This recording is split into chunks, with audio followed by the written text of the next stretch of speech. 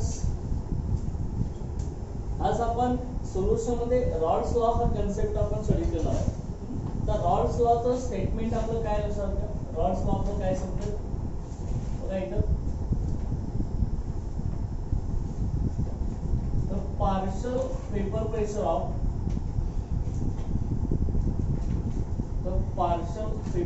of any volatile components. Okay, the partial vapor pressure of any volatile components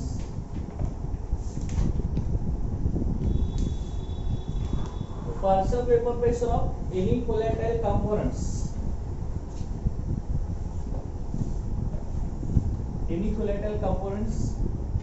in the solution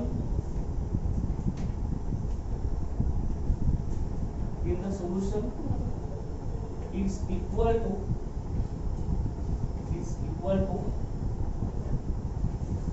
vapor pressure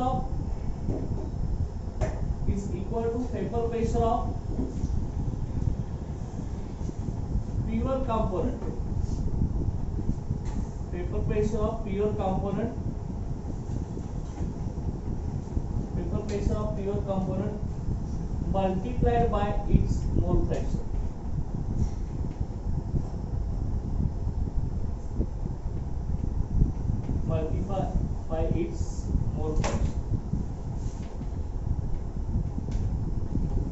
Okay. आपला Rawls लॉचा statement आहे.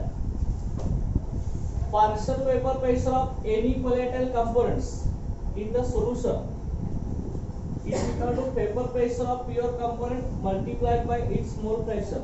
किंवा partial vapor pressure of any volatile component in the mixture or solution is the product of vapor pressure of pure component and its mole fraction. असं पण आपण म्हणू शकतो. बघा इथं मग हा पार्शियल प्रेशर आपण कसं दाखवणार आहे बघा. पार्शियल प्रेशर आपण P ह्या सिम्बॉलने रिप्रेझेंट करत असतो आणि पेपर प्रेशर ऑफ प्युअर कंपोनेंटचं पेपर प्रेशर आपण P नॉट ह्या सिम्बॉलने रिप्रेझेंट करत असतो आणि मोल फ्रॅक्शन आपण ऑलरेडी तुम्हाला माहिती आहे मोल फ्रॅक्शन आपण X या सिम्बॉलला रिप्रेझेंट करत असतो. लक्षात का मोल fraction represented by symbol X. Okay, म्हणजे कॅपिटल X असेल किंवा इथं स्मॉल x असेल. आपलं मोल फ्रॅक्शन आपण रिप्रेझेंट करत असतो. हा आपला रॉल्स लॉचं इक्वेशन आहे.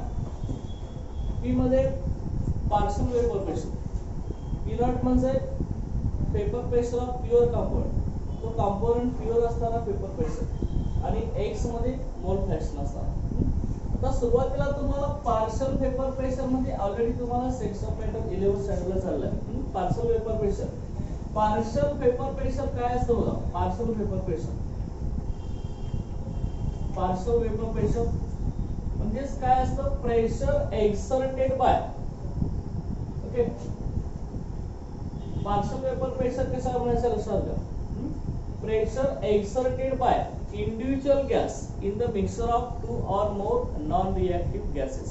ओके, तुम्हाला लक्षात घ्या काय म्हणतोय बघा. पार्शियल वेपर प्रेशर म्हणजेच काय. प्रेशर एक्सर्टेड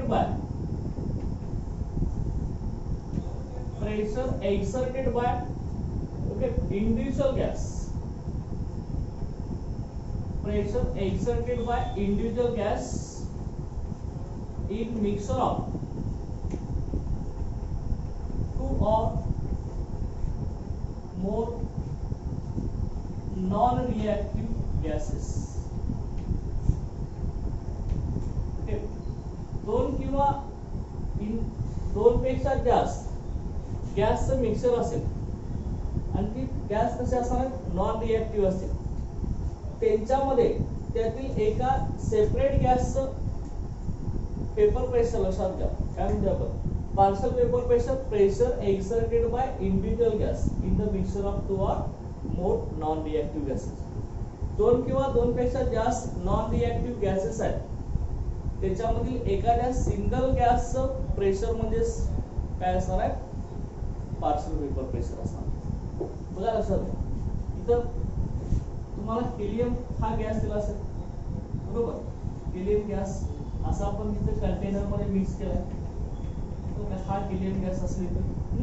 परत तुम्ही आता दुसरा ऑक्सिजन गॅस घेतला असेल, हे एकमेकांमध्ये असं मिक्स केले जातात. दुसरा आपण नायट्रोजन गॅस घेतला, हे आपण ह्याच्यामध्ये असं मिक्स केलाय, बरोबर आहे ना. मग आता लक्षात घ्या की तिन्ही गॅस कसे आहेत आपले नॉन रिएक्टिव्ह गॅसेस आहेत. लक्षात घ्या नॉन रिएक्टिव्ह म्हणजे ही दोन्ही एकमेकांमध्ये मिक्स झाल्यावरती कुठलीही केमिकल रिॲक्शन झाली नाही पाहिजे. लक्षात घ्या ते गॅसेस कसे पाहिजेत मिक्स झालेले नॉन रिएक्टिव्ह पाहिजे. लक्षात घ्या नॉन रिएक्टिव्ह गॅस पाहिजे. आता हे तीन गॅस एकमेकांत मिक्स झाले तर ह्यांचं एकत्रित आपल्याला मिक्सर मिळणार आहे. लक्षात घ्या असं की आपलं एकत्रित मिक्सर मिळणार आहे सगळ्या गॅसचं. लक्षात घ्या इथं हेलियम असेल, निऑन असेल, ऑक्सिजन असेल, या सगळ्यांचं मिक्सर असणार आहे. पुढे नाही की ह्या सगळ्या तिन्ही गॅस इथं मिक्सर असणार आहे. मग ह्यातील एखाद्या इंडिव्हिज्युअल गॅसचं प्रेशर जे असणार आहे ते इंडिव्हिज्युअल गॅसचं प्रेशर, त्या प्रेशरला आपण काय म्हणणार आहे पार्शियल वेपर प्रेशर. आता ही सेपरेट असताना प्रत्येकाचं काय तर वेपर प्रेशर असणारच आहे ना. परत ही तिन्ही गॅस आपण एकत्र मिक्स केले, मिक्स केल्यावरती समजा आपण हेलियम घेतला असेल तर ह्या हेलियम गॅसचं सेपरेट प्रेशर, ह्याचं एकट्याचं काय तर प्रेशर असेल ना, इंडिव्हिज्युअल प्रेशर काय तर असणार याचं का pressure exerted by individual gas. Separate एका गॅसचं त्या मिक्सर मध्ये तीन गॅस आपले घेतले हेलियम, निऑन, ऑक्सिजन. त्या तीन गॅस मध्ये समजा आपण हेलियम घेतला असेल तर ह्या हेलियम, निऑन, ऑक्सिजन मध्ये हेलियम ह्या एखाद्या गॅसचं इंडिव्हिज्युअल प्रेशर किती आहे त्यालाच काय म्हणायचं पार्शियल वेपर प्रेशर. म्हणजे आता ही तीन गॅस मिक्स केल्यावरती सगळ्या गॅसचं एकत्रित प्रेशर होणार ना, टोटल प्रेशर होणार. लक्षात घ्या टोटल प्रेशर होणार. मग टोटल प्रेशर मधील त्या इंडिव्हिज्युअल गॅसचं हेलियम, निऑन किंवा ऑक्सिजनचं एखाद्या सिंगल गॅसचं असणारं प्रेशर त्याला आपण काय म्हणणार आहे पार्शियल वेपर प्रेशर. समजा दोन किंवा दोन पेक्षा जास्त नॉन रिएक्टिव्ह गॅसचं मिक्सर असेल त्याच्यामधील एका सिंगल गॅसचं प्रेशर त्याला आपण काय म्हणणार आहे पार्शियल वेपर प्रेशर. लक्षात का क्लिअर झाले ना पार्शियल वेपर प्रेशर, यात काय डाऊट आहे. ओके हे पार्शियल वेपर प्रेशर असताना लक्षात घ्या. मग partial vapour pressure of any volatile components. Volatile म्हणजेच काय जो कंपोनेंट पेपर सेट मध्ये जात असतो त्याला आपण व्होलॅटाइल कंपोनेंट असं म्हणणार. लक्षात का जो कंपोनेंट पेपर सेट मध्ये कन्वर्ट होत असतो त्याला आपण काय म्हणणार आहे volatile components. Partial vapour pressure of any volatile component in the solution. Solution मध्ये सोल्युशन आपलं कुठले असेल बायनरी सोल्युशन असेल, टर्नरी असेल किंवा क्वाटर्नरी असेल. तर का तर बायनरी सोल्युशन मध्ये दोन कंपोनेंट असतात. तर का त्यातील कुठल्या तर एखाद्या कंपोनेंटचं पार्शियल प्रेशर सर का पार्शियल प्रेशर आपण हे कसं असणार vapour pressure of pure component आहे multiplied by its mole fraction. Okay मग हा व्होलॅटाइल कंपोनेंट असणार आहे partial pressure of any volatile component in the solution. Solution मध्ये किती कंपाऊंड असतील, दोन असतील, तीन असतील, चार असतील, कमीत कमी दोन कंपाऊंड असणार आहेत. सोल्युशन तयार होण्यासाठी एक सॉल्व्हंट असणार, एक सोल्यूट असणार. चल का जे बायनरी सोल्युशन जर आपण घेतला असेल दोन कंपाऊंड असणारे सोल्युशन त्यातील एखाद्या कंपोनेंटचं एक कंपोनेंट व्होलॅटाइल असेल, व्होलॅटाइल म्हणजे तो पेपर सेट मध्ये कन्वर्ट होत असेल तर त्या गॅसचं पार्शियल वेपर प्रेशर हे काय असतं प्रोडक्ट असतो. कुणाचा त्याच्या प्युअर कंपाऊंडचा प्रोडक्ट्स आणि त्याच्या मोल फ्रॅक्शनचा. प्युअर कंपाऊंड म्हणजे काय आता ही तीन गॅस तुमच्या समोर मी ठेवले. हा प्युअर कंपाऊंड म्हणजे काय helium gas, oxygen gas, nitrogen gas हे तिन्ही मिक्स झाल्यावरती हे आपलं सोल्युशन होऊन जाईल, मिक्सर होऊन जाईल. मग ही तिन्ही मिक्स करायच्या अगोदर त्यांचं सेपरेट काय तर प्रेशर असणारच आहे नाही. सेपरेट प्रेशर मिक्स करण्याच्या अगोदर की ह्याचं सेपरेट प्रेशर गॅस न मिक्स करता त्याचं असणारं सेपरेट प्रेशर यालाच आपण काय म्हणणार आहे vapour pressure of pure compound. हा प्युअर आहे ना, आता सध्या प्युअर आहे हा हेलियम, ऑक्सिजन, नायट्रोजन हे प्युअर आहे, हे मिक्स केलेलं आहे. हे मिक्स करण्याच्या अगोदर असणारा पेपर प्रेशर त्याला आपण काय म्हणणार आहे vapour pressure of pure compound. हा कंपोनेंट प्युअर स्टेट मध्ये असणाऱ्यांचं पेपर प्रेशर. ओके आणि त्यांचं मोल फ्रॅक्शन त्या दोघांचं मल्टिप्लिकेशन म्हणजे काय असणार आहे पार्शियल वेपर प्रेशर. लक्षात आहे. आता बघा इथं ही पार्शियल वेपर प्रेशर आपण कसं दाखवलेलं आहे, काय फॉर्म्युला आहे रॉड्स लॉचा आपला partial pressure P P0 into x. P मध्ये पार्शियल वेपर प्रेशर, P0 म्हणजे vapour pressure of pure compound आणि x म्हणजे काय असणार आहे मोल फ्रॅक्शन असणार. मोल फ्रॅक्शन. आता मोल फ्रॅक्शन तुम्हाला ऑलरेडी माहिती आहे ना. मोल फ्रॅक्शन आपण कसल्या फॉर्म्युला काढतो. Mole fraction number of moles के number of moles of that component present in solution to the total number of moles. Okay, total number of moles या फॉर्म्युला आपण मोल फ्रॅक्शन काढत असतो. मोल फ्रॅक्शन आपण x या सिम्बॉलला दाखवतो लक्षात. मोल फ्रॅक्शन का. मग आता इथे कसं आहे ना सांगा, नंबर ऑफ मोल्स. आता तुम्ही समजा बायनरी सोल्युशन घेतला असेल, बायनरी सोल्युशन त्याचा मोल फ्रॅक्शन बघा. बायनरी सोल्युशन मध्ये किती कंपोनेंट असणार आहेत आपले, 2 असणार आहेत. मग एका कंपोनेंटचे नंबर ऑफ मोल्स आपण n1 कन्सिडर करूया, दुसऱ्या कंपोनेंटचे number of moles n2 consider करूया आपण. ओके, मग हे कसं येणार, n1 divide by n1 plus n2. चला, हे total number of moles binary solution साठी. टर्नरी घेतला तर काय येणार, n1 divide by n1 plus n2 plus n3 येणार. चला, याला आपण मोल फ्रॅक्शन असं म्हणणार लक्षात घ्या. मोल fraction.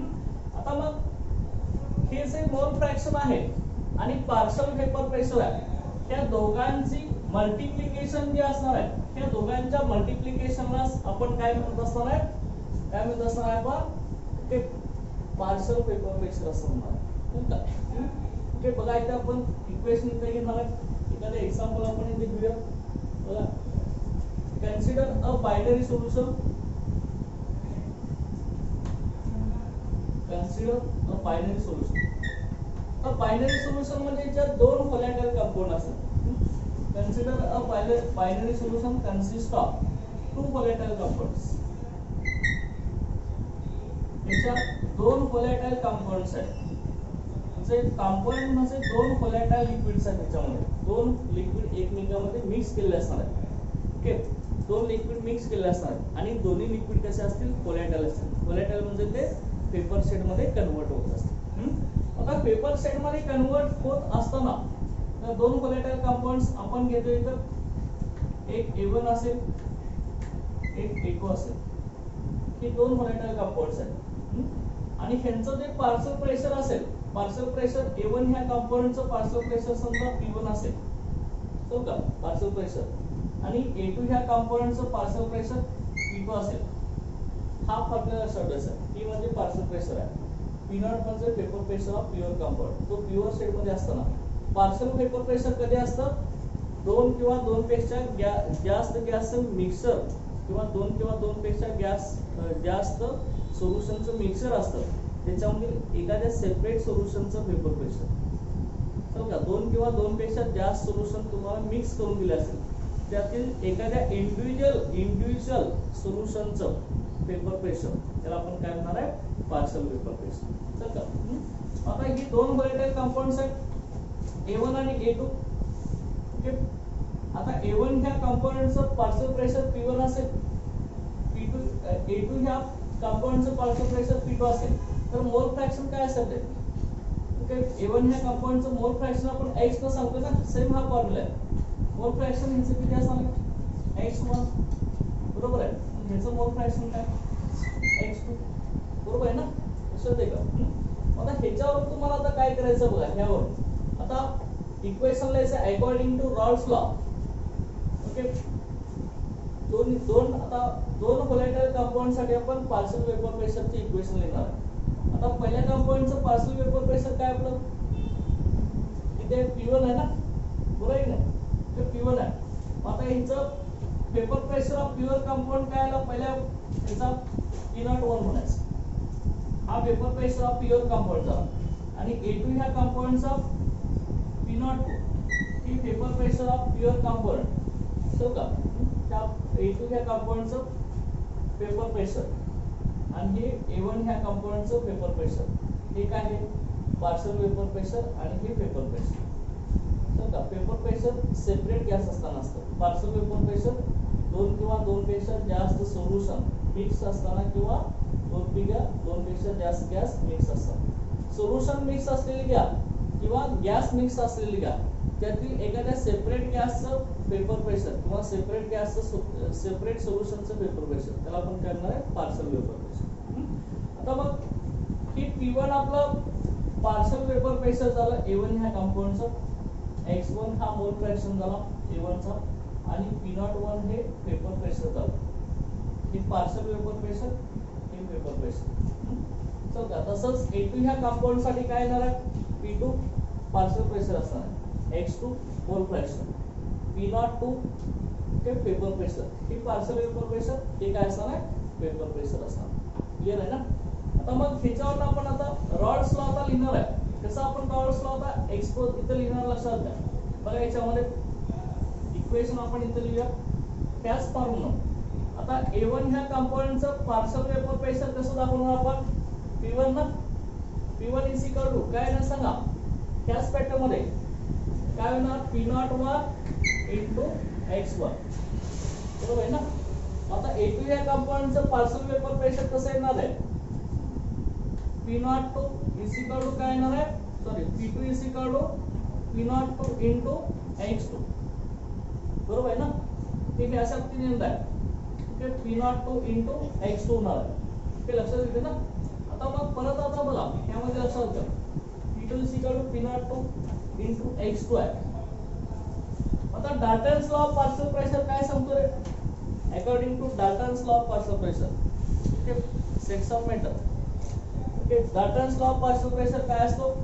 Dalton's law of partial pressure is the total vapour pressure of solution in the mixture. Okay, in तो डाल्टन्स लॉ मध्ये काय असतं?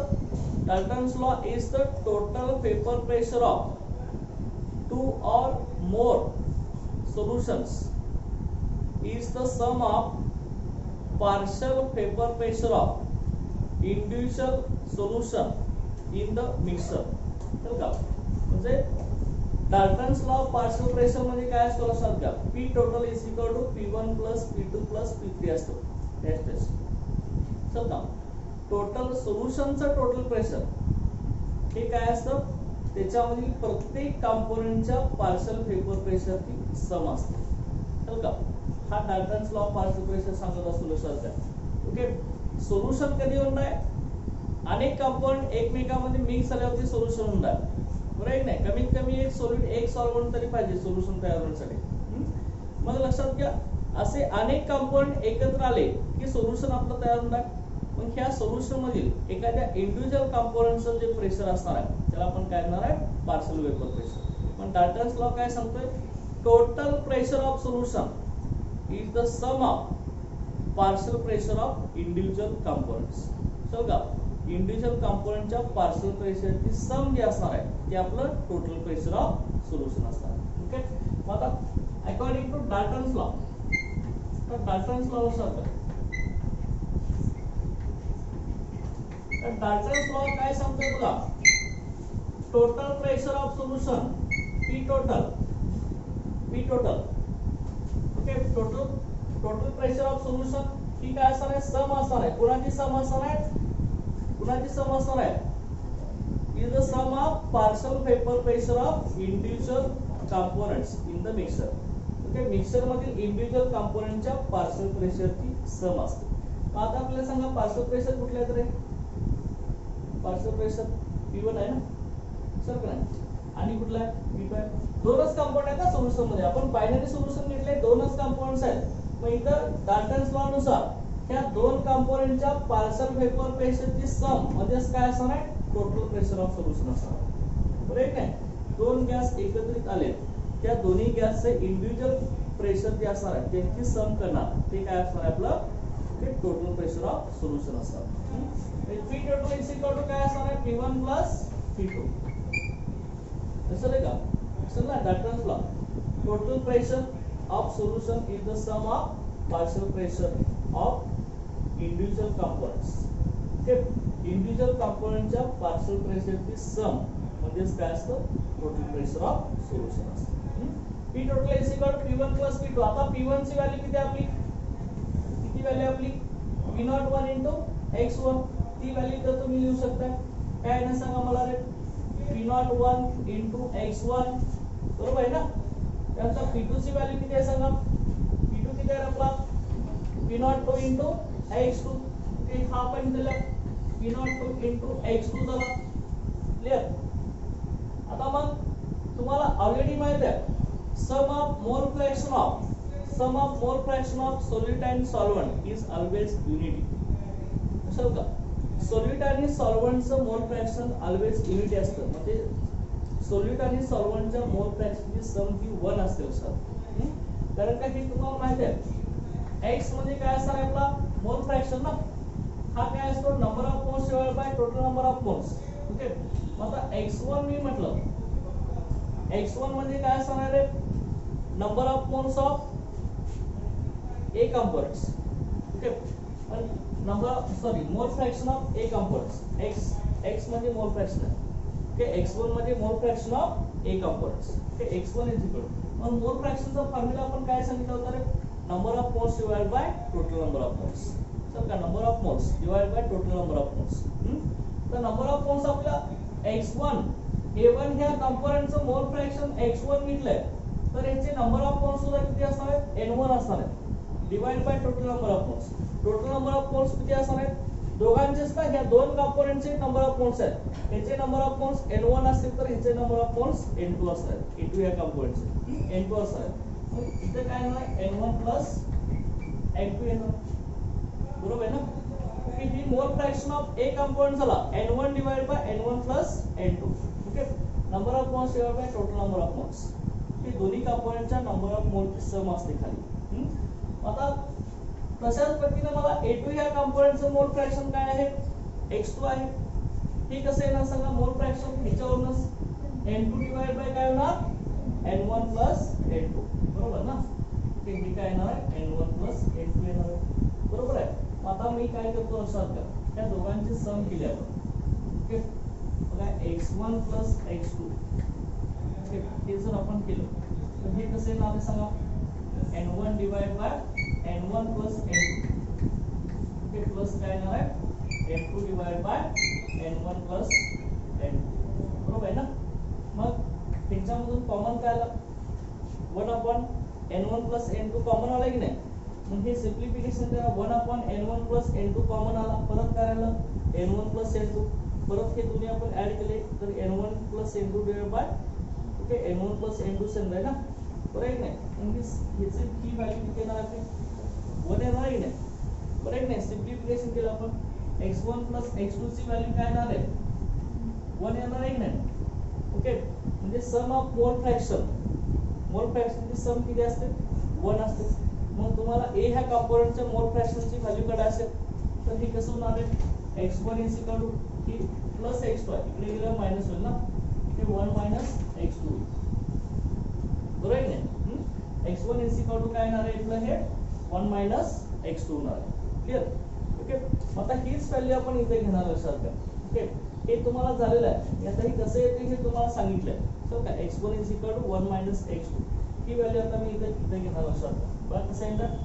But okay. बट काय म्हणणार बघा इथं मी x1 plus x2 is equal to 1. Okay. Therefore x1 is equal to 1 minus x2. तर का हे मी घेणार. आता x1 ची व्हॅल्यू जी आहे आपली 1 मायनस x2 ते मी इथं पुट अप करणार लक्षात घ्या. ओके. कॅपिटल पुट अप करणार. तर हे मी रब करतो.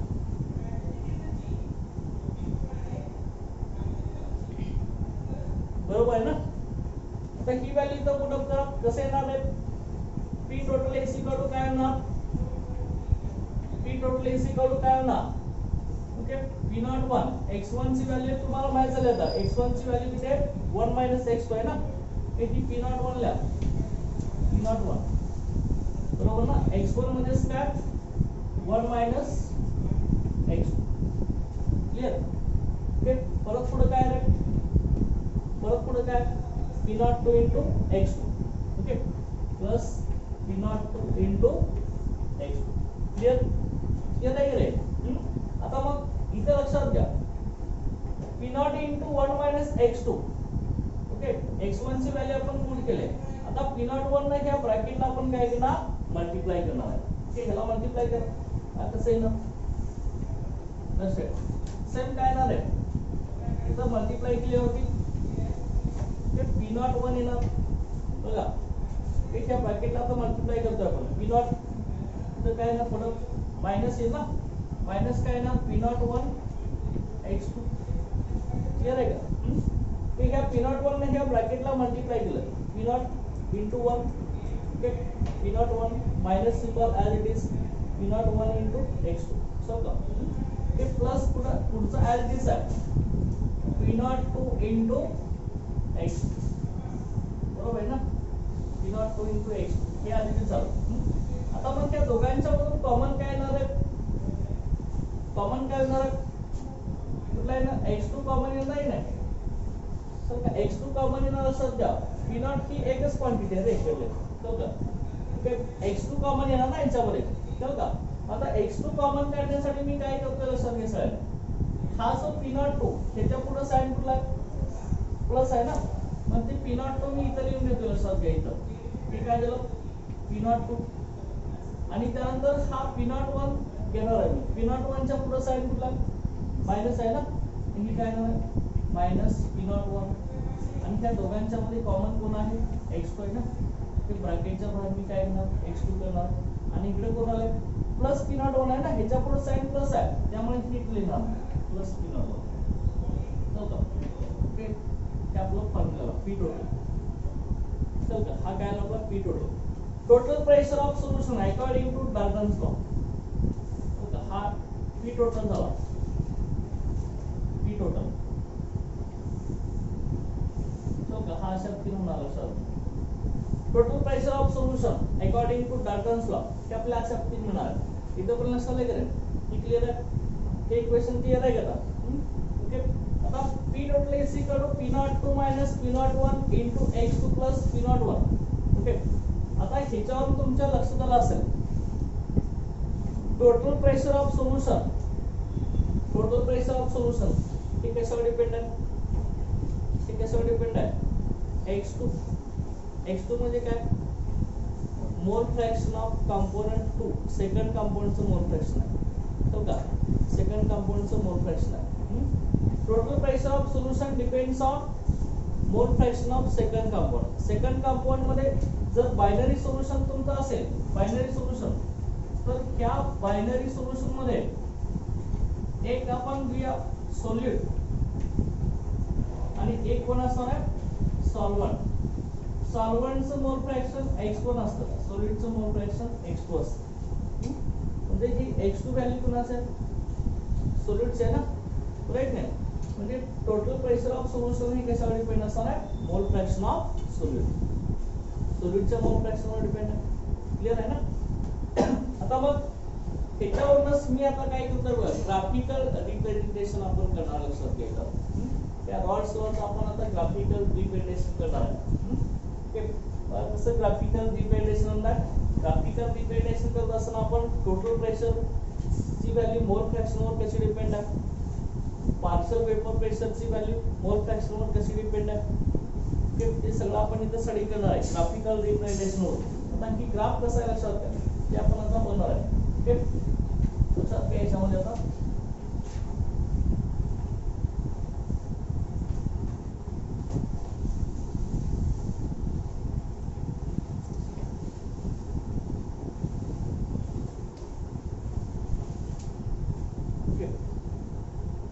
बघा, लक्षात घ्या एकदा आपलं इक्वेशन काय आलंय रे इथं, P total is equal to काय सांगा, काय आलं equation, P naught 2 minus P naught 1 into x2 plus काय पी नॉट 1 आहे ना, तर का म्हणजे total pressure of solution depends on mole fraction of solid, x2 म्हणजे सॉलिडचं मोल फ्रॅक्शन, ओके. आता बघा ग्राफिकल रिप्रेझेंटेशन आपण करणार आहे, याच्यामध्ये ग्राफ कसा असणार आपण,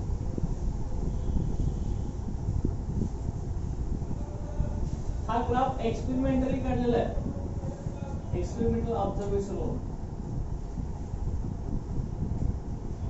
ओके. त्या साइडला असणार आहे ते पेपर प्रेशर,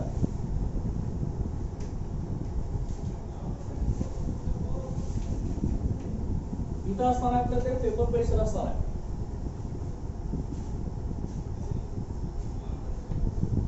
ओके. आणि ह्या साइडला असणार आहे ते आपलं मोल फ्रॅक्शन असणार आहे. टोटल प्रेशर कशावर डिपेंड आहे मोल फ्रॅक्शन ऑफ सॉल्यूट x2 वर डिपेंड आहे की नाही, म्हणजे total pressure varies linearly with मोल fraction of component 2, that is mole fraction of solute. X2 ला solute चं mole fraction, X1 ला solvent चं mole fraction. Okay, लक्षात घ्या. Total pressure varies linearly with mole fraction X2. Okay, लक्षात घ्या. Okay, इथे लक्षात ठेवायचं. आता बघा टोटल प्रेशर जे आहे ते मोल फ्रॅक्शन ऑफ X2 वर कसे डिपेंड आहे ते आपल्याला इथं बघायचं. मोल फ्रॅक्शन ह्या साइडला असणार आहे. इथं मोल फ्रॅक्शन. ओके, इथं मी घेतोय X2 त्या मोल फ्रॅक्शन X2. चला इथं मोल फ्रॅक्शन असणार. आता लक्षात घ्या हे बघा काय सर बघा याचा ग्राफ कसा आहे मी इथं प्लॉट करतो. ग्राफचं नेचर कसं आहे बघा.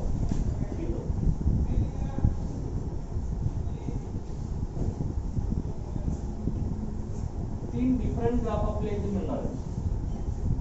ओके,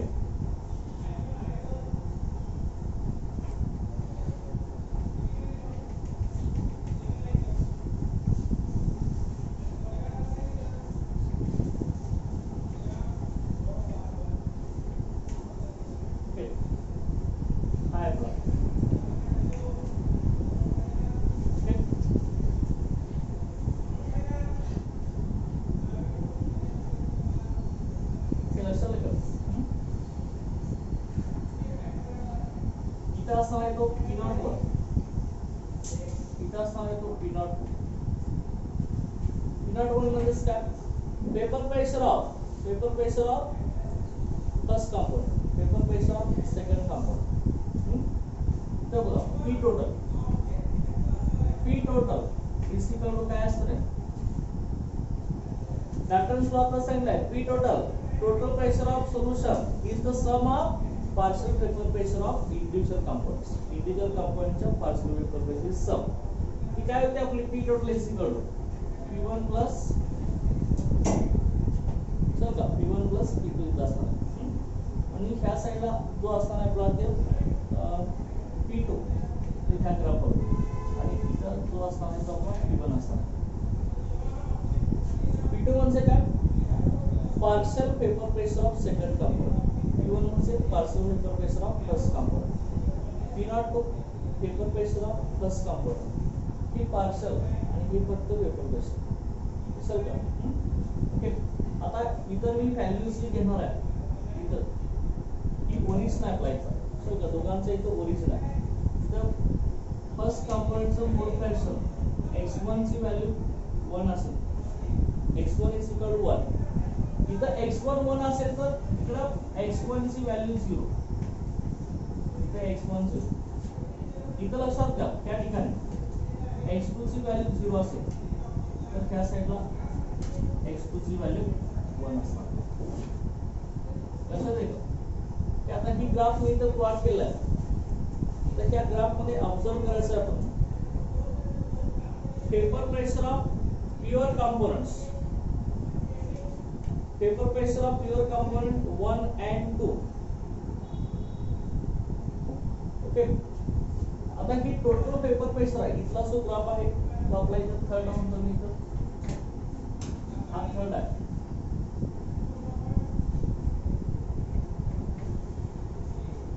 ओके, त्यानंतर हा येतो सेकंड आणि हा येतो फर्स्ट.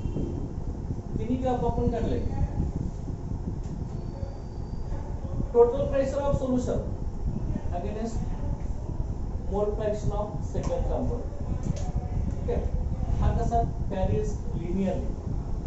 ते स्ट्रेट लाइन त्याचा ओरिजिन कसा आहे स्ट्रेट लाइन इक्वल ना. आणि त्यानंतर परत बघा परत इथं बघू शकता. ओके, हा P2 काय partial pressure of second component.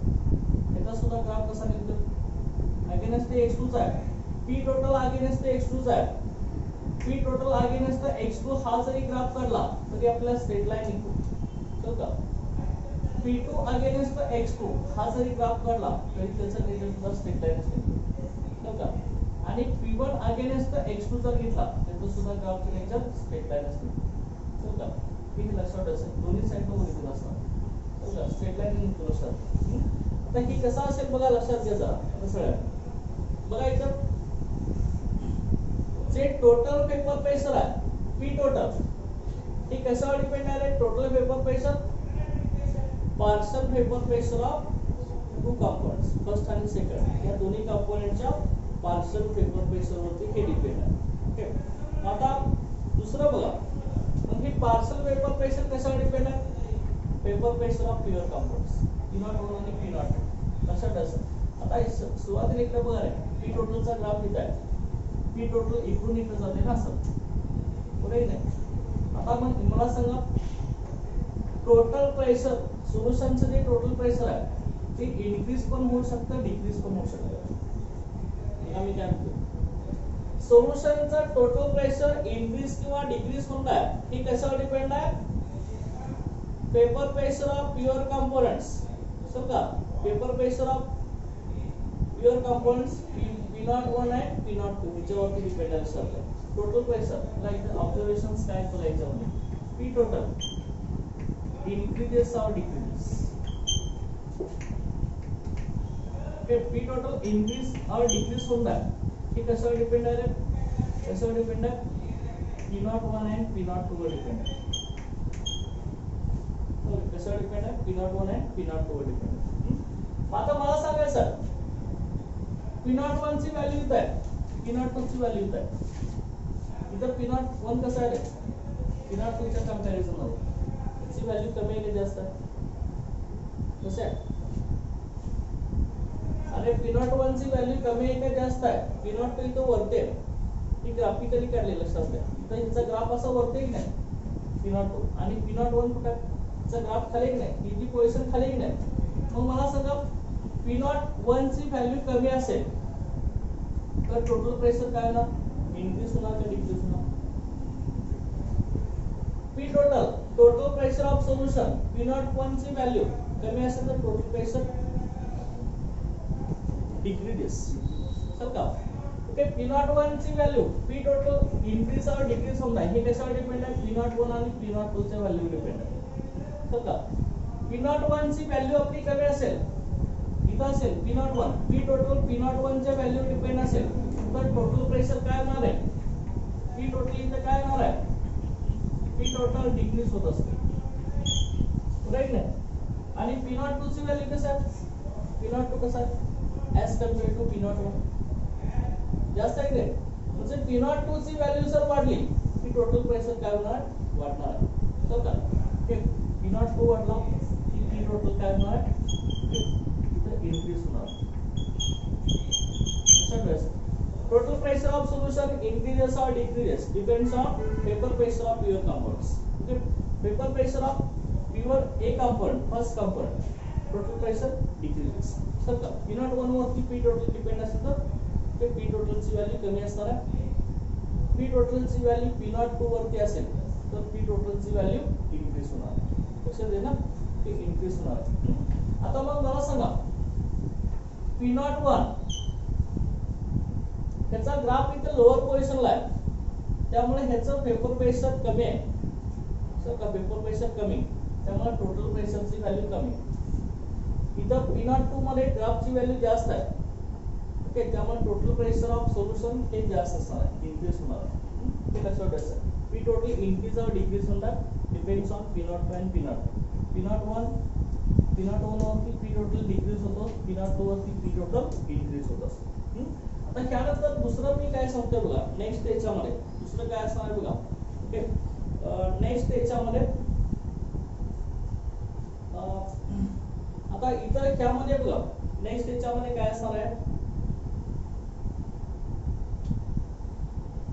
Minimum value of P total कुठे असणार आहे P टोटलची मिनिमम व्हॅल्यू काय असणार आहे P01 चल का आणि P टोटलची मॅक्सिमम व्हॅल्यू काय असणार आहे P02 असणार चल का minimum value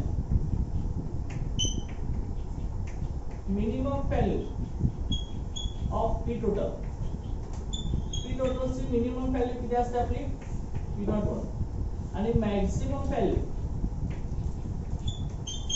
of P total ही काय असते आपली P02 असते कसं का हे लक्षात ठेवायचं आणि त्याच्यानंतर आता आपण हे कंपाऊंड्स आहेत assuming that components 1 is less volatile than component 2.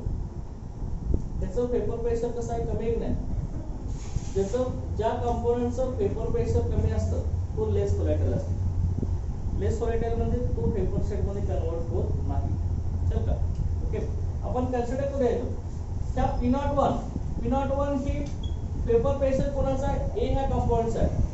चल का, ओके. ए ह्या कंपोनेंटचं पेपर प्रेशर कमी असेल तर हा कंपोनेंट लेस व्होलॅटाइल असेल, आणि हा P02 ह्या कंपोनेंटचं पेपर प्रेशर जास्त असेल तर हा कसा असणार आहे, मोर व्होलॅटाइल असणार.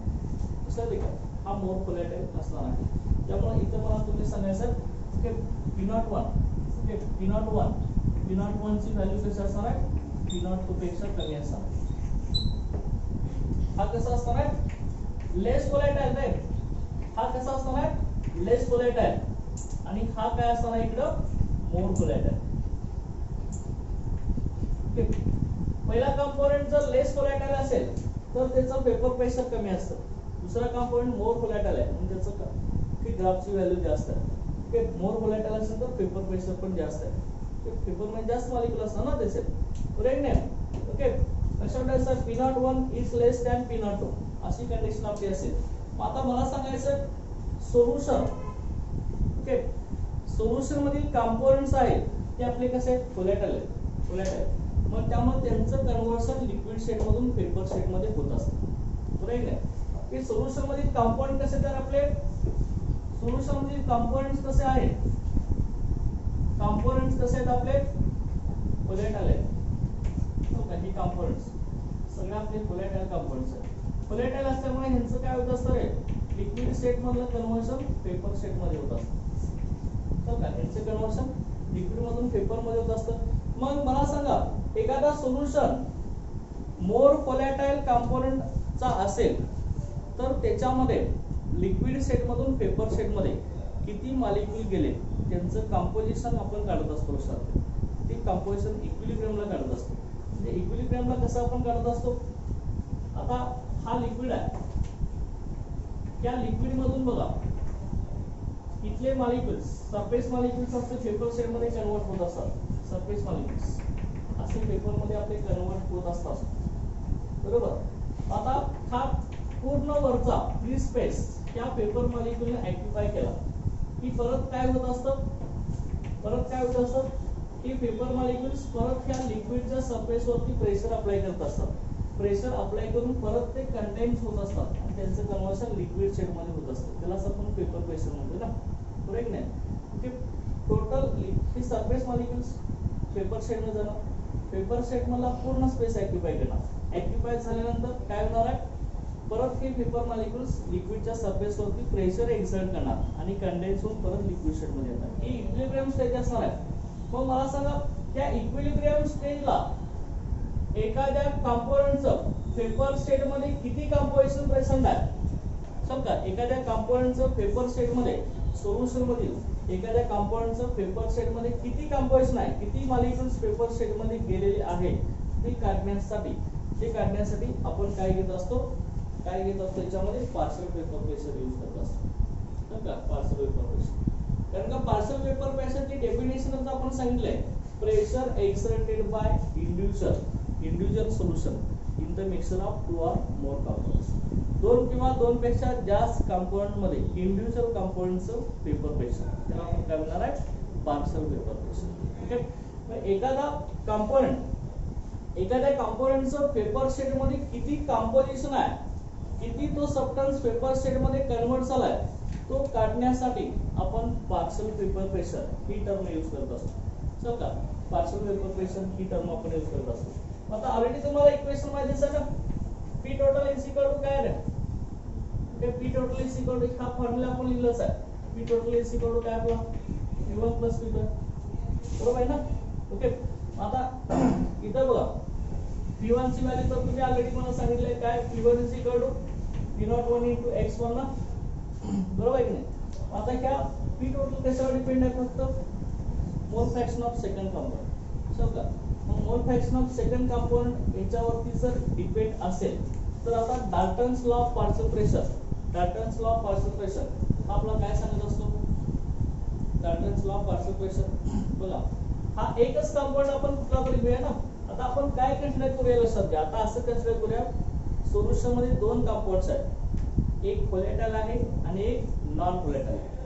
बघा एक व्होलेटाइल आहे त्याचं पेपर साइड मध्ये कन्वर्ट होणार, दुसरा नॉन व्होलेटाइल आहे म्हणजे तो पेपर साइड मध्ये जाणार नाही. चल का दोन कंपाऊंड्स आहेत. आपण आता समजा त्या A1 ह्या कंपाऊंडचं पार्शियल प्रेशर P1 असेल आणि A2 ह्या कंपाऊंडचं पार्शियल प्रेशर P2 असेल. हा A2 कसा असेल, नॉन व्होलेटाइल असेल. काय म्हटलं मी, A2 नॉन व्होलेटाइल. नॉन व्होलेटाइल असेल तर नॉन व्होलेटाइल असेल तर त्याचं पार्शियल प्रेशर कसं येणार आहे, P2 ची व्हॅल्यू कसं येणार सांगा. इथं आपण असे घेऊया, त्याची पण व्हॅल्यू टाका ना, P0 गोइंग टू x2 ना P2 ची कडे. ओके हा A2 ह्या कंपाऊंडचं पार्शियल प्रेशर P2 आहे. P2 ची व्हॅल्यू किती आहे, P0 into x2 ना, बरोबर आहे ना. मग ही नॉन व्होलेटाइल असेल तर ह्याचे मॉलिक्युल्स पेपर शेड मध्ये जातील का, जातील का. P02 म्हणजे काय, पेपर प्रेशर आहे ना. हा P02 कुणाचं पेपर प्रेशर आहे, A2 ह्या कंपाऊंडचं पेपर प्रेशर. हाच नॉन व्होलेटाइल आहे म्हणजे त्याचे मॉलिक्युल पेपर शेड मध्ये जाणार आहेत का, नाही, लक्षात घ्या. त्यामुळं त्या A2 ह्या कंपाऊंडचं पेपर प्रेशर P02 ची व्हॅल्यू 0 असेल. बघा P02 ची व्हॅल्यू 0 असेल. आता नॉन व्होलेटाइल असल्यामुळे P02 ची व्हॅल्यू 0. P02 ची व्हॅल्यू 0 असेल तर P02 ची व्हॅल्यू 0 असेल तर लक्षात घ्या हेच आपण इकडे घेतोय. P टोटल AC कडून P1 ची व्हॅल्यू काय, P01 x2, P2 ची व्हॅल्यू P02 x2. A2 या कंपाऊंड नॉन व्होलेटाइल आहे त्यामुळे P02 ची value 0. Paper pressure 0. Paper pressure इथं P02 ची व्हॅल्यू 0 तर टोटल क्वांटिटी काय ना, टोटल क्वांटिटी P02 0 असेल तर ही टोटल क्वांटिटी 0 होणार, बरोबर ना. इथे काय राहते फक्त P01 into x1, बरोबर आहे ना. P01 into काय राहिलं, x1. मग ह्याचवरून तुम्ही आणखी काय लिहू शकता बघा, ह्यावरूनच. आता तुम्ही जनरल घ्या, P टोटल AC कडून P into x, P0 into x. चला जनरल तुम्ही घ्या ना. आता हा कंपाऊंडच काय, हा निघूनच गेलाय, ही बाहेरच पडलं ना. ह्याचं नॉन व्होलेटाइल आहे त्यामुळे याचं पेपर प्रेशर 0 झालं, त्यामुळे P01 into x1 झालं ना. आता हा जर सेपरेट असेल, P टोटल AC कडून P01 x1 असा एकच असेल तर तिथं P0 ला P1 म्हणायची गरज नाही, x ला x1 म्हणायची गरज नाही. त्यामुळे डायरेक्ट आपण P टोटल AC कडून P0 into x लिहू शकतो, बरोबर आहे ना. मग आता ह्याच्यावर तुम्ही काय सांगू शकता, P0 AC कडून काय सांगा, P0 AC कडून काय होणार,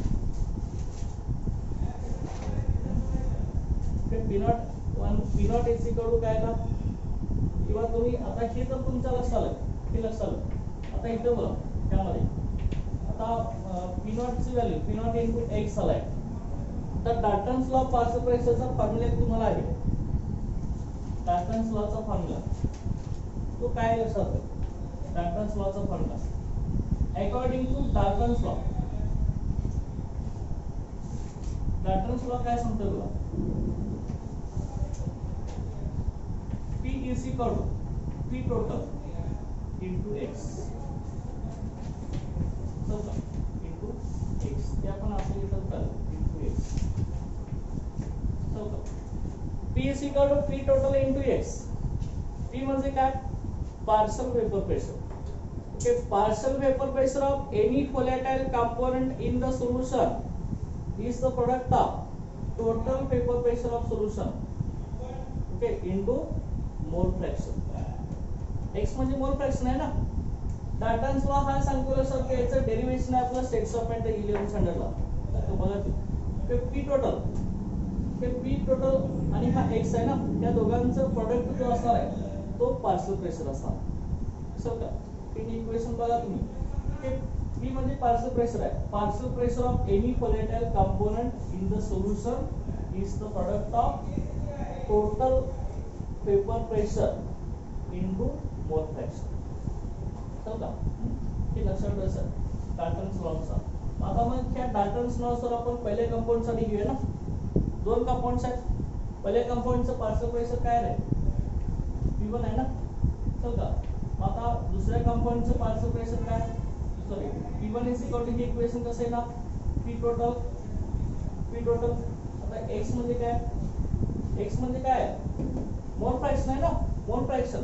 आता ह्या A1 ह्या कंपाऊंडचं पार्शियल प्रेशर आपण P1 घेतलं, ते पार्शियल प्रेशर आहे P total is equal to, आता इथं मोल फ्रॅक्शनची व्हॅल्यू, मोल फ्रॅक्शन मी y असं कन्सिडर करतो, तर सेपरेट घे ना आपण, की हे मिक्स होईल नको सगळं, ठीक आहे, ह्याचं y आपण घेऊया. ओके, तर आता P total is equal to मी काय घेणार y1 म्हणजे mole fraction of first compound, तर y1. ओके, आणि P2 is equal to P total is equal to y2. y1 म्हणजे mole fraction of first compound, y2 म्हणजे mole fraction of second compound. समजा हे डाल्टन्स लॉ नुसार आहे. हे Dalton's law काय सांगतो, partial pressure of any volatile compound in the solution is the product of total vapour pressure of solution into mole fraction. बरोबर ना. आता दोन कंपाऊंड आहे सोल्यूशन मध्ये, कमीत कमी दोन कंपाऊंड असतात ना, एक सॉल्व्हेंट असतो एक सोल्यूट असतो, कमीत कमी दोन असतात. ते पहिल्या कंपाऊंडचं पार्शियल पेपर प्रेशर ह्याच इक्वेशन आपण काढलंय, P1 is equal to P total mole fraction y cancel केलाय y1 चा, P2 इज इक्वल टू काय झालं P टोटल y2 चा. बरोबर ना. आता जनरल कसं लिहिणार आहे, ते आपण आता PI करणार नाही, I म्हणजे कुठलाही कंपाऊंड असेल ना. ओके, P1 P2 ना म्हणता PI असं म्हणायचं. Okay, general. Okay, PI is equal to P total. बरोबर ना. आणि इथं काय म्हणणार y आहे. आपण जनरल असेल, फर्स्ट कंपाऊंड असेल, सेकंड कंपाऊंड असेल, तर काय हे आपल्याला असं लिहिता येतं. Okay, partial paper pressure of any volatile compound in the solution is equal to total vapour pressure of solution into mole fraction. Understand. Okay, हे आपण सांगू शकतो. ओके, लक्षात आहे का रे, हे ग्राफ क्लिअर झालाय, ग्राफ क्लिअर आहे का, त्याच्यामध्ये काय डाऊट आहे का, समजा हे असं पाहिजे, लक्षात घ्या. Okay, understand. ओके, आता ह्याच्यानंतर नेक्स्ट आपण आता स्टडी करणार आहे ideal and non ideal solution. Okay, ideal and non ideal solution. Okay, बघा कसं असणार आहे.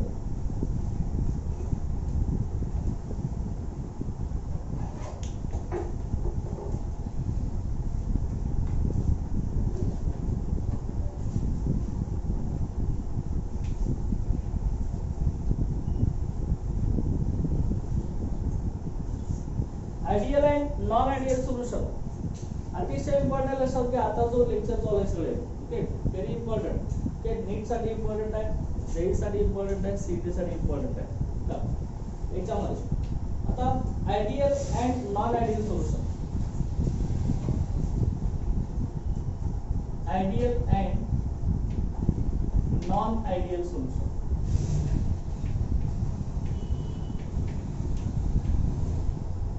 आयडियल आणि नॉन आयडियल सोल्युशन आपण कसे म्हणणार आहे. सुरुवातीला आयडियल सोल्युशन बघूया आपण. ऑलरेडी याचा कन्सेप्ट तुम्हाला 11th स्टँडर्डला स्टेट्स ऑफ मेंटेनन्स आलाय. Okay, ideal gas, non ideal gas असं आपण रियल गॅस असं म्हणतो. Ideal gas deviates from ideal given it shows positive और negative deviation, positive deviation negative deviation दाखवत असतात.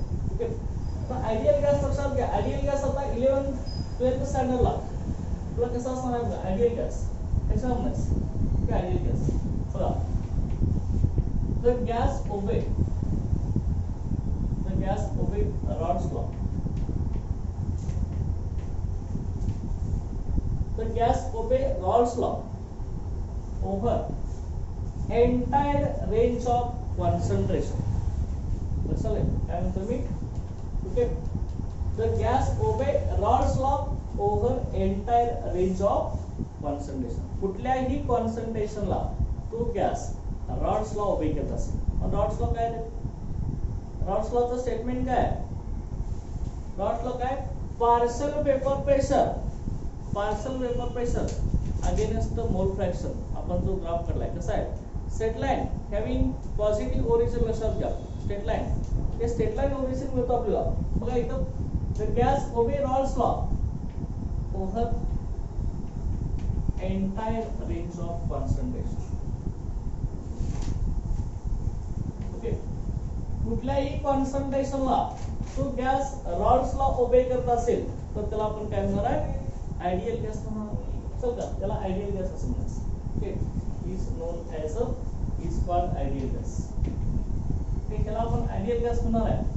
Okay, is called ideal gas. त्यानंतर आता आयडियल गॅस कधी असणार आहे बघा, delta H mix. Okay, delta H म्हणजे enthalpy of mixing. Okay, enthalpy of mixing. तर डेल्टा एच झिरो म्हणजे enthalpy of mixing. Enthalpy of mixing. Enthalpy of mixing of two components.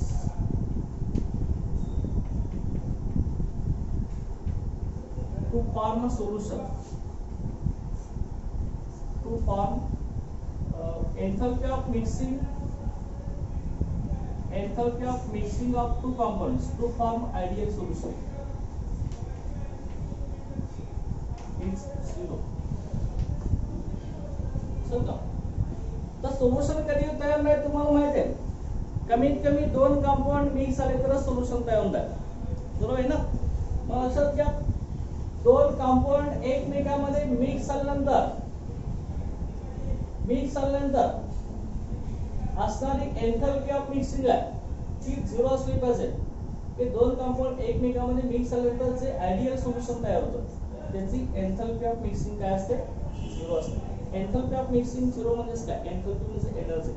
म्हणजे दोन कंपाऊंड एकमेकांमध्ये मिक्स होऊन आयडियल सोल्युशन तयार होत असताना no heat evolved or no heat absorb. म्हणजे त्याच्यातून हीट बाहेर पण पडत नाही, हीट ऍब्सॉर्ब पण होत नाही सर. समजा no heat evolved or no heat absorb. Okay, heat इथं इव्हॉल्व होत नाही और ऍब्सॉर्ब होत. बरोबर आहे ना. हीट बाहेर पण पडू शकत नाही, ऍब्सॉर्ब पण होऊ शकत नाही दोन कंपाऊंड मिक्स होत असताना. त्यामुळे डेल्टा एच मिक्सिंग झिरो असणार. समजा कसं ते ना सेकंड स्टेटमेंट. ओके, दोन कंपाऊंड मिक्स होत असताना कुठलीही हीट बाहेर पडत नाही किंवा हीट ऍब्सॉर्ब केली जात नाही. त्यामुळे आयडियल सोल्युशन फॉर्म होत असताना असणारी एंथैल्पी ऑफ मिक्सिंग असणार आहे ती झिरो असणार. Okay, delta H mixing zero असणार. आणि त्यानंतर इथं डेल्टा बी मिक्सर ही सुद्धा झिरो असते. डेल्टा बी मिक्सिंग ही सुद्धा झिरो असते. ओके, डेल्टा बी मध्ये change in volume. Okay, volume change होत नाही. समजा दोन कंपाऊंड्स एकमेकांमध्ये मिक्स झाल्यानंतर जे आयडियल सोल्युशन तयार होणार त्या आयडियल सोल्युशनचं व्हॉल्यूम आणि त्या कंपोनेंटच्या व्हॉल्यूमची सम इक्वल असते. लक्षात का. Delta B mixing zero. Okay, no change in volume. Okay, हे व्हॉल्यूम चेंज होत नाही लक्षात घ्यायचं. No change in volume during formation of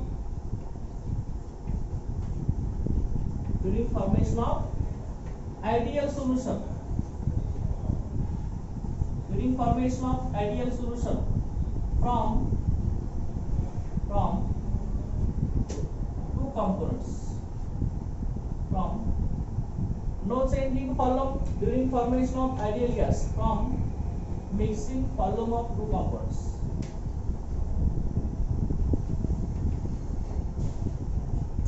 So mixing volume of two compounds. दोन कंपाऊंडचं व्हॉल्यूम मिक्स केल्यानंतर जे आपलं आयडियल सोल्युशन तयार होणार त्यावेळी त्याचं व्हॉल्यूम चेंज होत नाही. लक्षात घ्या, no change in volume during formation of ideal gas from mixing volume of two compounds. समजा दोन्ही कंपाऊंडचे व्हॉल्यूम मिक्स झाल्यावरती आयडियल सोल्युशन तयार होणार त्यावेळी व्हॉल्यूम चेंज होणार नाही. म्हणजे लक्षात घ्या, दोन कंपाऊंड्स आहेत त्यांचं जे व्हॉल्यूम आहे आणि मिक्स केल्यावरती जे आयडियल सोल्युशन तयार होणार त्यांचं व्हॉल्यूम आहे सेमच असणार आहे. दोन्ही कंपाऊंडच्या व्हॉल्यूमची सम केली तर ती आयडियल सोल्युशनच्या व्हॉल्यूम एवढीच येत असते. त्यामुळं delta B mixing change in volume. Okay, मिक्सरचं चेंज इन व्हॉल्यूम झिरो असतं, चेंज होत नाही ना.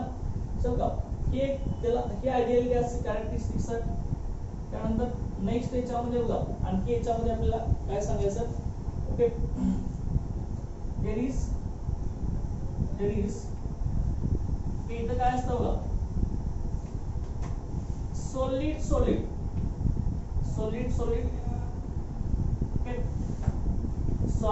solvent, solid, solid, solvent, solvent, and solid, solvent, and solid, solvent interaction, interaction, interaction is comparable, is comparable. लक्षात का? ओके, आता लक्षात घ्या, तुम्हाला सोल्युशन आयडियल गॅसचं सोल्युशन काय म्हणलं? आयडियल सोल्युशन, आयडियल सोल्युशन कधी म्हणतात? आयडियल सोल्युशन, सोल्युशन तुम्हाला माहिती आहे सोल्यूट आणि सॉल्व्हंट. ओके, या दोघांच्या कॉम्बिनेशन पासून सोल्युशन तयार होतं. बरोबर आहे ना? मग लक्षात घ्या, सॉलिड सॉलिड मधलं इंटरॅक्शन, सॉल्व्हंट सॉल्व्हंट मधील इंटरॅक्शन आणि सॉल्यूट सॉल्व्हंट मधले इंटरॅक्शन हे कंपॅरेबल असते. कंपॅरेबल म्हणजे त्यांची व्हॅल्यू इक्वल असते, सगळं जवळपास सेम असते. आता लक्षात घ्या, कुठलेही दोन कंपोनेंट्स किंवा सॉल्यूट सॉल्व्हंट मिक्स झाले तर सोल्युशन तयार होत आहे. हे सोल्युशन तयार होत असताना सॉल्यूट सॉल्व्हंट मध्ये इथं अट्रॅक्शन डेव्हलप झाल्याशिवाय सोल्युशन तयार होत नसतं. लक्षात ओके, तुम्ही एक्झाम्पल इथे घेतला असेल, अल्कोहोल इन वॉटर, वॉटर हा सॉल्व्हंट आहे, अल्कोहोल हा सोल्यूट आहे. बरोबर आहे ना? आता अल्कोहोल वॉटर मध्ये टाकला तर सोल्युशन तयार होणार, बरोबर आहे ना? सोल्युशन तयार होण्यासाठी अल्कोहोल ह्या सोल्यूट मध्ये आणि वॉटर ह्या सॉल्व्हंट मध्ये इंटरॅक्शन तयार होतं, त्याशिवाय ते सोल्युशन तयार होतं. बरोबर ना? बघा मग solid solid, solvent solvent and solid solvent interaction is comparable. हे इंटरॅक्शन कंपॅरेबल असतं, म्हणजे जवळपास इक्वल असते इंटरॅक्शन. तर मग सॉलिड सॉलिड इंटरॅक्शन ला आपण A type of interaction, A type of interaction, आणि सॉल्व्हंट सॉल्व्हंट इंटरॅक्शन ला आपण इथं म्हणूया B B type of interaction. Okay okay, आणि इथं सॉलिड सॉल्व्हंट ला A B type of interaction. ते आपण कसले करूया ना, वेगवेगळे इथं दोन्ही वेगळे म्हणून A B type of interaction same आहे. आता इथं लक्षात घ्या, असं काय फिक्स नाही. सॉलिड सॉलिडला तुम्ही बीबी म्हणू शकता, सॉल्व्हंट सॉल्व्हंटला ए म्हणू शकता. तर का दोन्ही सेम असेल, एक ए म्हणायचं, एक बीबी म्हणायचं, दोन्ही डिफरंट आहेत. सॉलिड सॉल्व्हंट ए बी म्हणायचं. ओके, इंटरॅक्शन, हे इंटरॅक्शन कंपॅरेबल आहे. आणि दुसऱ्या याच्यामध्ये बघा, नेक्स्ट आयडियल गॅस कॅरेक्टरिस्टिक काय बघा, आयडियल सोल्युशनचे काय कॅरेक्टरिस्टिक आहे बघा याच्यामध्ये. याच्यामध्ये नेक्स्ट बघा, paper pressure of, paper pressure of ideal solution is lies between, paper pressure of ideal solution is lies between paper pressure of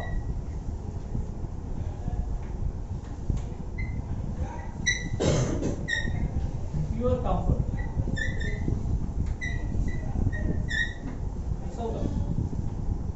ideal गॅसचं पेपर प्रेशर प्युअर कंपोनेंटच्या पेपर प्रेशरच्या मध्ये असते.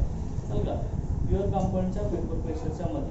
आता मग ते तुम्ही असं कसं म्हणाल, सर सोल्युशन कसं तयार होतं, सोल्यूट आणि सॉल्व्हंट.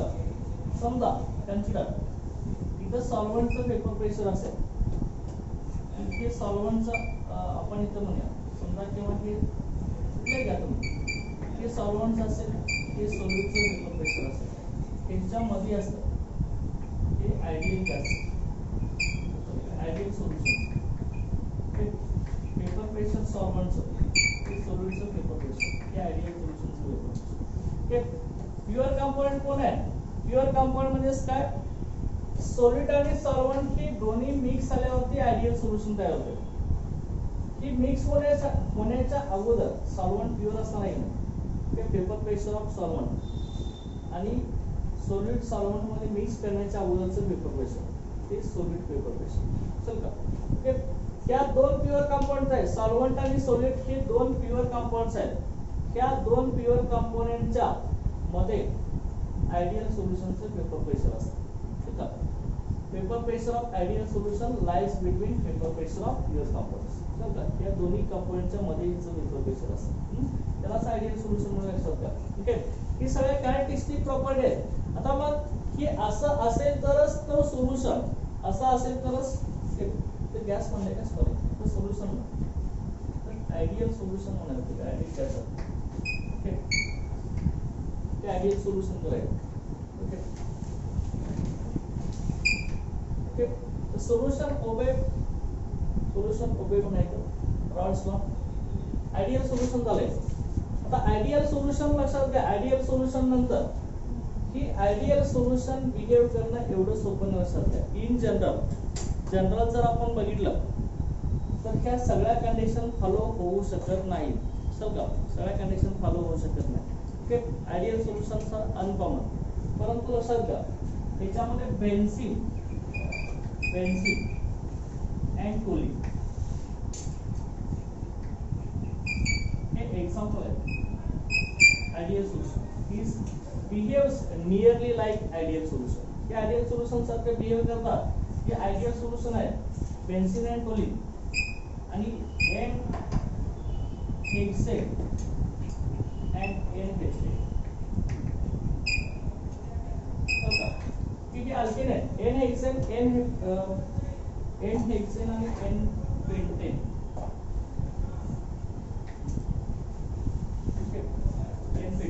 हे आपले आयडियल सोल्युशन आहे सर. हे सगळं बिहेवियर दाखवत असतं कुठल्याही कॉन्सन्ट्रेशनला ते रॉल्स लॉ ओबे करत असतात की त्याला आपण आयडियल सोल्युशन असं म्हणणार बरोबर ना आयडियल सोल्युशन म्हणणार ही सगळी कंडिशन फॉलो करतात जवळपास म्हणजे 100% नाही चल का ओके हे आयडियल सोल्युशनचे एक्झाम्पल्स आहेत हे लक्षात ठेवा विचारलं तर त्यानंतर बघा आता पुढे आपण याच्यामध्ये नेक्स्ट एक एक्झाम्पल आहे bromo ethane and chloro ethane आणि ठीक आहे bromo ethane and chloro ethane हे सुद्धा आयडियल सोल्युशन म्हणून आहे की ब्रोमो इथेन आणि क्लोरो इथेन कसं की अशा पद्धतीने असणार आहे. आता त्यानंतर आयडियल सोल्युशनच्या एक्झॅक्ट अपोजिट आपण आता नॉन आयडियल सोल्युशन बनवणार. त्या कॅरेक्टरिस्टिक असलेले कसं आहे ना त्याच्या बरोबर उलट करतोय नॉन आयडियल सोल्युशन ओके कसं ते का नॉन आयडियल सोल्युशन. आता हे नॉन आयडियल सोल्युशन कसं असतं बघा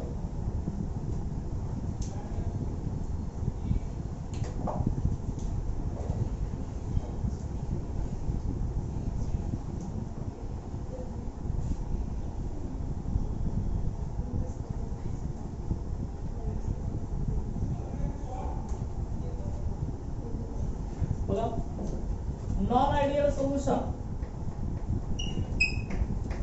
तर नॉन आयडियल सोल्युशन कशाला म्हणणार आहे बघा आपण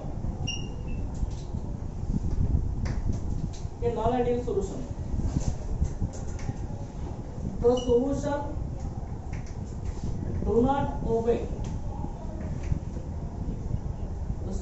do not obey Raoult's law.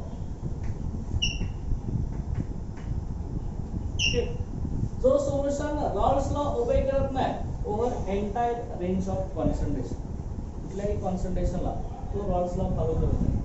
The solution do not obey Rawls law okay over entire range of concentration.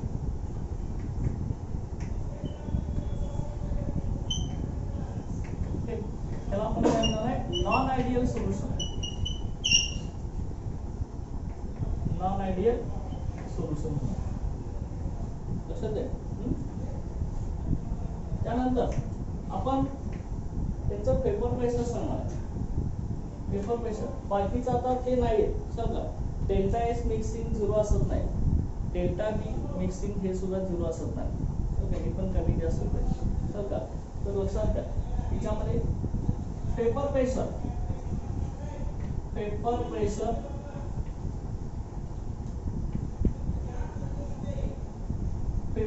of non-ideal solution.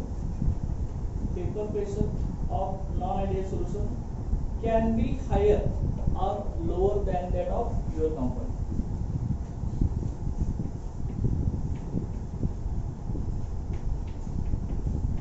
Can be higher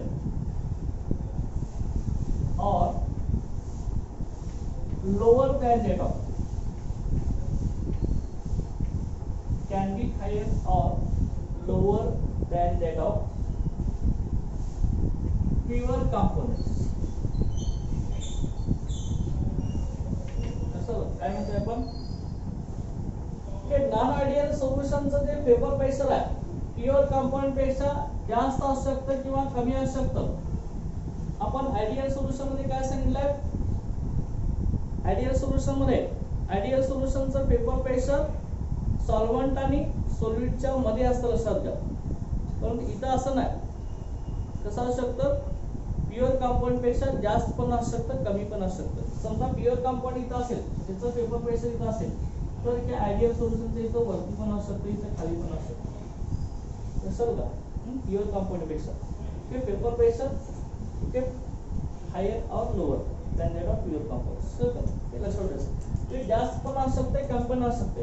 आता मला सांगायचं पेपर प्रेशर जास्त किंवा कमी असल्यामुळं हा non ideal gas Rawls law पासून deviation दाखवत असतो. सर का ओके लक्षात घ्यायचं. त्यामुळं it shows deviation from Raoult's law.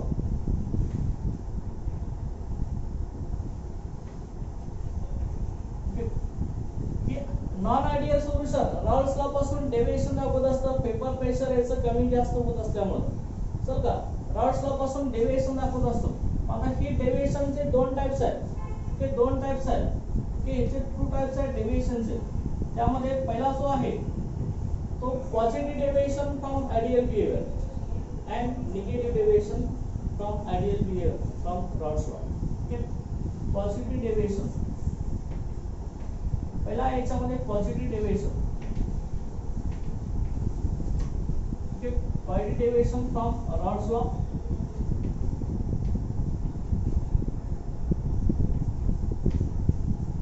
आणि सेकंड आहे ते negative deviation. Negative deviation from Raoult's law. Negative deviation from Raoult's law असं देतं. ओके नॉन आयडियल सोल्युशनचं पेपर प्रेशर प्युअर कंपाऊंड पेक्षा कमी जास्त होतं, हायर किंवा लोअर होत असतं. त्यामुळे तो रॉल्स लॉ पासून डेव्हिएशन दाखवत असतो ideal solution. Okay Rawls law पासून डेव्हिएशन दाखवतो. पण दोन टाइपचे डेव्हिएशन आहेत, पॉझिटिव्ह डेव्हिएशन आणि निगेटिव्ह डेव्हिएशन. ओके ते आपण आता स्टडी करणार. ते अतिशय इम्पॉर्टंट आहे. ओके अतिशय इम्पॉर्टंट आहे. त्याच्यामध्ये क्वेश्चन तुम्हाला असतात positive deviation and negative deviation. आता ह्याच्यामध्ये पहिला जो आहे तो positive deviation from Raoult's law. Positive deviation positive deviation मध्ये काय होत असतं तर पॉझिटिव्ह डेव्हिएशन मध्ये प्युअर कंपोनेंट्स पेक्षा त्या नॉन आयडियल सोल्युशनचा ग्राफ हा हायर असतो आणि निगेटिव्ह डेव्हिएशन मध्ये ते प्युअर कंपाऊंड पेक्षा नॉन आयडियल सोल्युशनचा ग्राफ हा लोअर असतो, डिक्रीज असतो. सर इथं पॉझिटिव्ह डेव्हिएशन मध्ये सॉलिड सॉल्व्हंट इंटरॅक्शन हे वीक असतं, त्यामुळे पेपर प्रेशर जास्त असतं. निगेटिव्ह डेव्हिएशन मध्ये सॉलिड आणि सॉल्व्हंट मध्ये इंटरॅक्शन स्ट्रॉंग असतं, त्यामुळे पेपर प्रेशर कमी असतं. असं का काय सांगितलं आपण लक्षात आलं की पॉझिटिव्ह डेव्हिएशन मध्ये तीन टाइपचे इंटरॅक्शन कंपॅरेबल असतात सांगितले आपण. सॉलिड सॉल्व्हंट सॉल्व्हंट किंवा सॉलिड सॉल्व्हंट इंटरॅक्शन जे आहे ते वीक असेल तर तो मॉलिक्यूल इझिली ब्रेक होत असतो आणि पेपर प्रेशर जास्त होत असतं, त्यामुळे तो पॉझिटिव्ह डेव्हिएशन दाखवत असतो. आणि निगेटिव्ह डेव्हिएशन मध्ये सॉल्यूट आणि सॉल्व्हंट मधलं अट्रॅक्शन हे स्ट्रॉंग असतं, त्यामुळे पेपर प्रेशर कमी असतं म्हणजे लोअर असतं, तर कमी झालं असतं. हे आता ही पॉझिटिव्ह आणि निगेटिव्ह डेव्हिएशन हे कसं होणार आहे ते आपण आता नेक्स्ट लेक्चरला बघू. Okay thank you.